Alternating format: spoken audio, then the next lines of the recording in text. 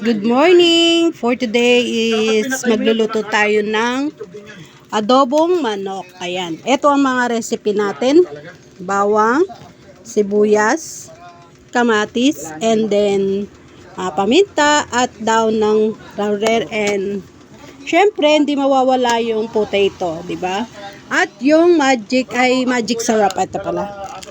Yan, at saka yung toyo and then suka. Lalagyan pa natin ng ano yan guys, asukal para manamis-namis ang ating adobo. So guys, let's go na! Magigisa na tayo guys. Balik tayo. Yan, so guys, magigisa na tayo. Syempre natural, unang-una, bawang muna. At lutuin muna natin yan. Next natin ay onion. Next natin ang onion guys. Yan. At lutuin muna natin yung onion bago natin lagay yung kamatis natin. Yan guys. Siyempre, next natin ay tomato. Kamatis. Next natin yung kamatis. Lutuin muna natin yan ang kamatis bago natin ilagay yung chicken natin guys. Ayan guys, durugin muna natin ng maano yung kamatis natin. Durug-durug lang. Ang next natin ang chicken natin. Ayan. Halo-halo muna natin siya bago natin lagyan ng toyo. Guys. Ayan. And then, lagyan na natin siya ng may wagang toyo. Hayaan muna natin siyang mag-ano-ano yung mga linagay natin. Yan guys. And syempre, lagyan na natin siya ng paminta. Yan. Paminta durog. Bumili lang ako ng tig-pipisong paminta guys.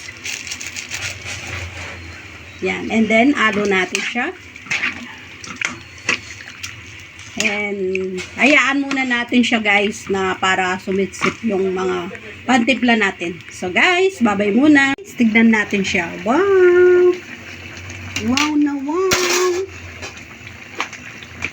And then, lagay na natin yung potato.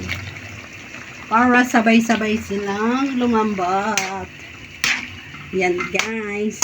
Halo-halo lang natin para ano siya. Linagyan ko na pala siya ng daon ng laurel guys. Diba? Linagyan ko siya ng 3. And then lagyan natin siya ng konting water. Yan. Palambutin lang natin yan bago natin lagyan ng suka. Konting suka guys. So guys, babalikan natin yan. Lagyan na natin siya ng konting suka lang. Ayan. Tapos, hayaan muna natin siya. Pakuluin na ng pakuluin para para mawala yung asim ng suka guys. So guys, hayaan muna natin yan. Pakuluin muna natin at balikan natin mamaya. Huwag kayong aalis guys. Wait nyo ako sa finished product natin ng adobo manok. So guys, babay muna. Balikan natin ang linuluto natin. So, lagyan na natin siya ng may wagang magic syrup. Yan guys. And then, lagyan na natin siya ng asukal. Yan.